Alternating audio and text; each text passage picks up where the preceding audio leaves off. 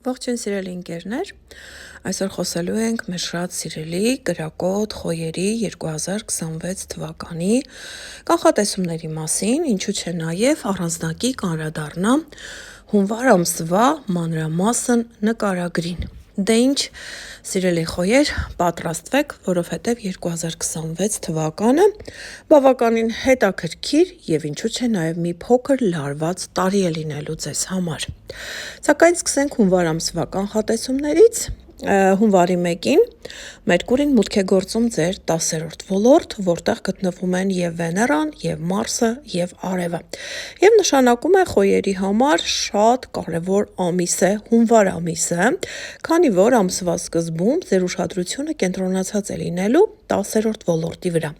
Իսկ սա անուն հեղինակությունն է, սա պաշտոնն է, սա կարիերան է, սա ձեր ամուսնական կարգավիճակն է եւ որտեղ կուտակվում են մոլորակները, այնտեղ կենտրոնանում է ձեր ուշադրությունը։ Եվ շատ խոյերի համար առանձնակի մեծ ուշադրության կենտրոնում կհայտնվեն այնպիսի հարցեր, որոնք կապված են միգուցե ձեր ամուսնական կարգավիճակի հետ, կամ ձեր պաշտոնի հետ, կամ միգուցե ձեր հասարակական դիրքի անուն հեղինակության հետ։ Եվ Մերկուրին մուտք գործելով 10-րդ ոլորտ նաև բերում է ձեզ ինֆորմացիա, տեղեկություն, նամակներ, ծանոթություններ, որոնք կապված են այս թեմաների հետ։ Հունվարի 3-ին լիալուսին է տեղի ունենում ձեզ համար շատ կարևոր 4-րդ ոլորտում եւ շատ խոյերի մոտ լիալուսնի մոտակա օրերին ինչ որ մի հարց կապված տան հետ, կապված իրենց բնակության վայրի հետ, կապված անշարժ գույքի առք ու վաճառքի հետ, կապված տան անդամներից ինչ որ մեկի կարևոր հարցերի հետ, միգուցե նաև այստեղ անշարժ գույք գնելու կամ փաստաթղթային ինչ որ հարցեր կարգավորելու կամ տան անդամներից ինչ որ մեկի առողջության հետ, ուրեմն տեսեք, այդպիսի հարցերը կարող են ունենալ իրենց վերջաբանը։ Նաև այս լիալուսինը ենթադրում է, որ տան անդամներից ինչ որ մեկը կարող է, ենթադրենք, գնալ եւ ուրիշ տեղ ապրել, կամ դուք կարող եք տեղափոխվել լրիվ այլ վայրում ապրել, կամ այստեղ նաև կարող եք վաճառել ձեր անշարժ գույքը։ Ամսի 8-ին նշեցի արդեն, Մարսը եւ Վեներան գտնվում են ձեզ համար այդչափ կարևոր 10-րդ ոլորտում եւ այստեղ այս երկու մոլորակները միանում են։ Սիրելի խոյեր, Մարսը ձեր գլխավոր մոլորակն է եւ պետք է դուք շատ ուշադիր լինեք Մարսի կատարած տրանզիտներին եւ ասպեկտացիաներին։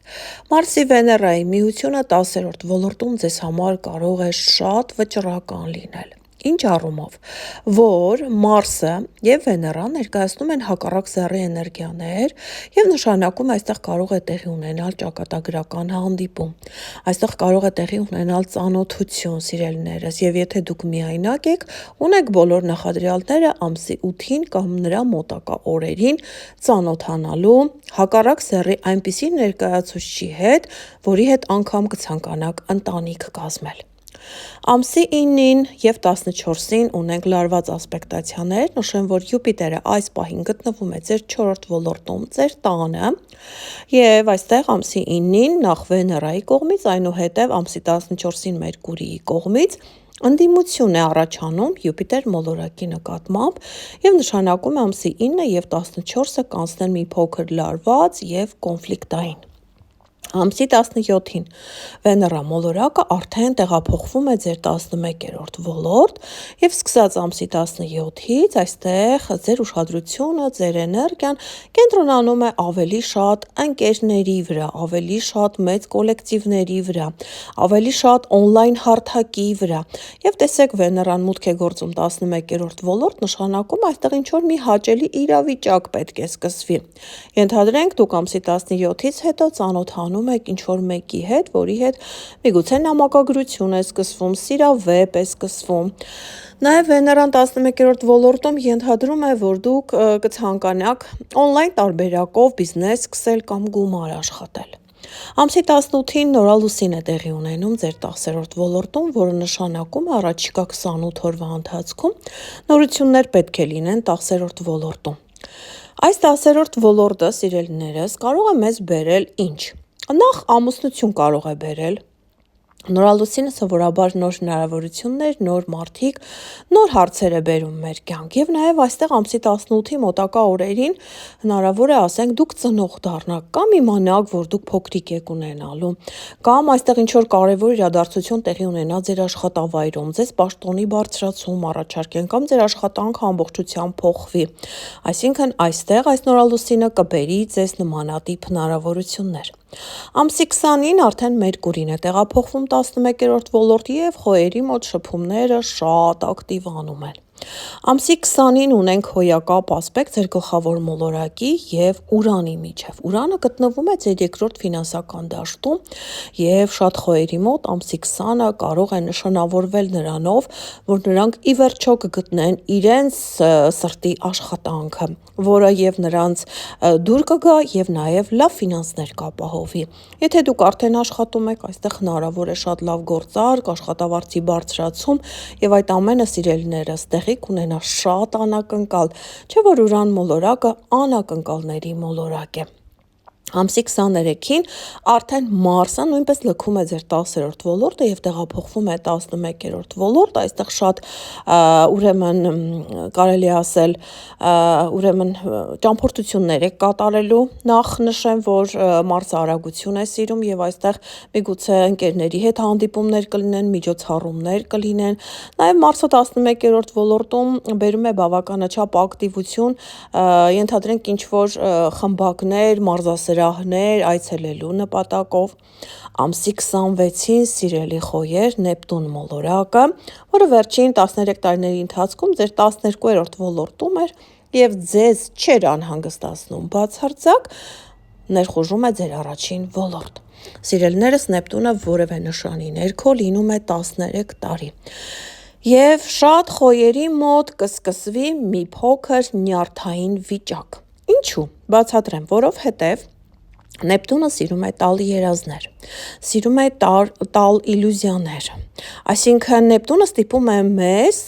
հավատալ, գայթակղվել, մի փոքր հապաղել, երազել, իսկ խոյերը այդպիսին չեն, խոյերը առանց մտածելու նետվում են առաջ, խոյերը իրենցից ներկայացնում են կրակ եւ այստեղ Նեպտունը շատ խանգարելու է ձեր բնավորությանը, մի խոսքով հունվարի 26-ից սկսած առաջիկա 13 տարիներին արդեն ուշադիր եղեք, որ ինչ-ինչ պահերի հայտնվելու են մարդիկ, որոնք ձեր կրակի վրա ջուր են լցնելու։ Ամսի 29-ին Վեներան եւ Մերկուրին միանում են ձեր 11-րդ ոլորտում, ինչը նշանակում է, որ հնարավոր է ինչ-որ տեղեկություն, ինչ-որ ծանոթություն, ինչ-որ նամակ կամ ինչ-որ զանգ ստանաք ձեր շրջապատող մարդկանցից, ձեր մտերիմներից, ձեր ընկերներից, որոնք գտնվում են հեռվում։ Դե ինձ սիրելիներս այժմ խոսեմ 2026 թվականի կանխատեսումներից։ Առաջին իրադարձությունը իհարկե խոսելու եմ խավարումներից։ Սիրելիներս 2026 թվականին խավարումները դեռևս կլինեն հիբրիդային, թեև հյուսիսային եւ հարավային կետերը արդեն 2026 թվականին կլինեն ձեր 11-րդ եւ 5-րդ ոլորտներում եւ բավականին բարենպաստ ասպեկտացիաներ կկազմեն ձեր նշանի նկատմամբ։ Փետրվարի 17-ին կլինի առաջին խավարումը, սա արևի խավարում է ձեր 11-րդ ոլորտում, որը շատ խոյերի միգուցե կստիպի ունենալ նոր շրջապատ, նոր կոլեկտիվ, միգուցե այլ երկիր կմեկնեք, միգուցե նոր մարդկանցով ձեզ կշրջապատեք, կամ այստեղ հնարավոր է որոշեք այցելել ինչ-որ դասընթացների, ինչ-որ մեծ ակումբների, ինչ-որ սպորտային ակումբների, խոյերը սիրում են սպորտով զբաղվել, որտեղ նրանց էներգիան թույլ է տալիս, եւ այստեղ այս արևի խավարումը կբերի այդպիսի ցանկություն ձեզ մոտ։ Մարտի 3-ին տեղի ունենում լուսնի խավարում ձեր 6-րդ ոլորտում եւ սիրելիներս այստեղ պետք է ուշադիր լինեք ձեր առողջության նկատմամբ։ Բացատրեմ թե ինչու, որովհետեւ այս խավարումը կարող է այն հարցերում, որոնք որ դուք ունեիք վերջին 6 ամիսների ընթացքում կապված առողջության հետ, այդ հարցերում կարող է բերել վերջակետ, այսինքն կունենաք հստակ ախտորոշում կամ արդեն կապակինվեք կամ այստեղ վերջնական կհասկանաք, թե ինչն էր ձեզ անհանգստացնում կամ նույնիսկ կվիրահատվեք։ Սիրելի խոյեր, վախենալ պետք չէ, այս լուսնի խավարումը պետք է վերջացնի այն իրավիճակը, մոլորակը, որը ձեզ տանջում էր։ Նաև աշխատանքային հարցերում նույնպես հստակություններ կլինեն մարտի 3-ի լուսնի խավարումով։ Հաջորդ խավարումները լինելու են օգոստոս ամսին։ Առաջին խավարումը կլինի օգոստոսի 12-ին, սա կրկին արևի խավարում է և ձեր 5-րդ ոլորտում է և շատ խոհերի կյանքում արդի կլինի երեխայի թեման, սիրելիներս։ Եթե դուք չեք ծրագրել երեխաներ, ապա այստեղ նաև հնարավոր է շատ բուռն սիրահարվածություն։ Նաև այստեղ նշեցի հնարավոր է, որ դուք իմանաք հանկարծակի, որ դուք ծնող եք դառնալու, կամ արդեն ծնվի ձեր փոքրիկը, կամ շատ հնարավոր է ձեզ այնպիսի աշխատանք առաջարկեն, որը երեխաների հետ անմիջական շփում է ենթադրում։ Օգոստոսի 28-ին լուսնի խավարում ունենք։ Այս լուսնի խավարումը վերջակետ է դնում ձեր 12-րդ փակ ոլորտի տանջանքներին։ Եվ սա վերջին խավարումն է, առաջիկա 9 տարիներին մենք այլևս չենք ունենա ձեր 6-րդ և 12-րդ ոլորտում խավարումներ, և այս լուսնի խավարումը այնքան էլ շատ ուժգին չի ազդի ձեր նշանի վրա։ Երկրորդ կարևոր իրադարձությունը խոսելու եմ Նեպտունի և Սատուրնի մասին։ Նեպտունի մասին մի փոքր արդեն նշեցի հունվար ամսվա կանխատեսումներում, որ այն հունվարի 26-ին տեղափոխվում է ձեր առաջին ոլորտ, սակայն այս տրանզիտը նաև նշանավորվում է նրանով, որ նրա հետ զուգահեռ Սատուրն մոլորակը, սահմանափակումների մոլորակը նույնպես տեղափոխվելու է ձեր առաջին ոլորտ փետրվարի 14-ին։ Այս դրա մասին պետք է մտածել, սիրելի խոյեր։ Ես ինչու նախապես նշեցի, որ 2026 թվականը լինելու է մի փոքր սթրեսային։ Եվ ոչ միայն 2026-ը, 27 և 28-ն էլ ներառյալ։ Այստեղ Սատուրն մոլորակը ձեզ փորձելու է սահմանափակել, փորձելու է ձեր արագությունը, փորձելու է ձեր էներգիան, փորձելու է ձեր ակտիվությունը։ Սիրելիներս, Սատուրնը սիրում է դժվարություններ առաջացնել, սիրում է մեզ համար կյանքում ստեղծել խոչընդոտներ, որպեսզի տեսնի, թե մենք ինչպես ենք հաղթահարում այդ խոչընդոտները։ Իսկ խոյերը այնքան էլ համբերատար չեն, որ նրանք հանգիստ, դանդաղ հաղթահարեն քայլ առ քայլ։ Նրանք սիրում են կռվով, դավով, բառապաշարով, մի խոսքով իրենց էներգիայով միանգամից հարձակվել խնդիրների վրա։ Սիրելիներս, Սատուրնը մուտք է գործում փետրվարի 14-ին ձեր առաջին ոլորտ, և այստեղ մի եզակի երևույթ է տեղի ունենում։ Նեպտունը և Սատուրնը միանում են փետրվարի 20-ին ձեր առաջին ոլորտում։ Եվ այստեղ, քանի որ այդ միությունը տեղի է ունենում խոյի 0 աստիճանում, այսինքն հենց ամենասկզբի ծնված խոյերը, մարտի 20-ից 22-ը ծնված խոյերը, նրանք առավել ուժգին կզգան այս միությունը, և հնարավոր է այստեղ, ուրեմն տեսեք, առաջին ոլորտում է, սա այն ամենը, ինչը ձեզ համար շատ կարևոր է։ Հնարավոր է փետրվարի 20-ին կամ նրա մոտակա օրերին ինչ-որ շատ կարևոր բան տեղի ունենա ձեր կյանքում, միգուցե ձեր առողջության հետ կապված, միգուցե ձեր անձնական կյանքի հետ կապված, միգուցե ձեր ֆինանսական կարգավիճակի հետ կապված, այն ինչը այդ պահին ձեզ համար շատ կարևոր կլինի, այ դրա հետ կապված կարող է լինել որոշակի կարևոր իրադարձություն։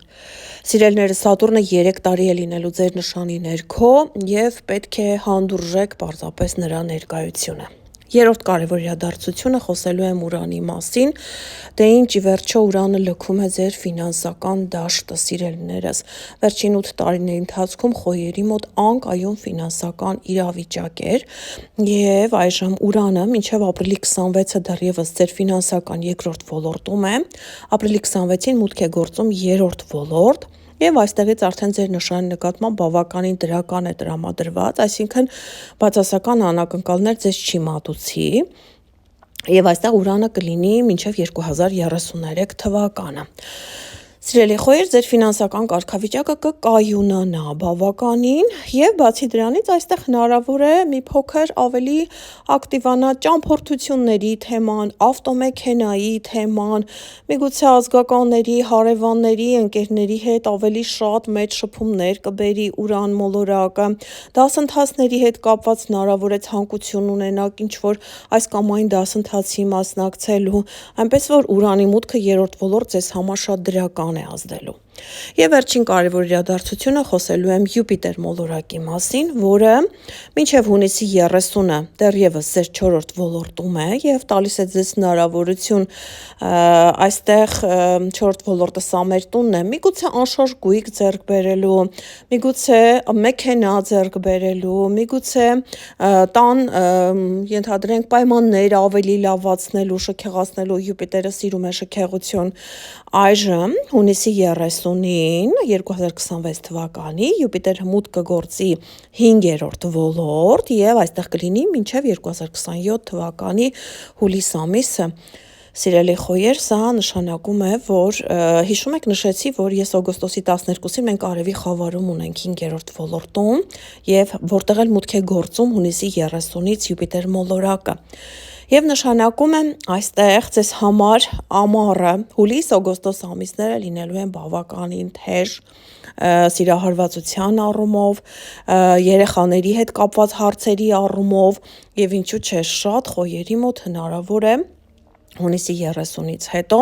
սկսվի ստեղծագործական բուռն աշխատանքային ուղի։ Դե ինձ սիրելիներս, այսքանը 2026 թվականի կանխատեսումների մասին, կհանդիպենք հաջորդ հոլովակում։ Առայժմ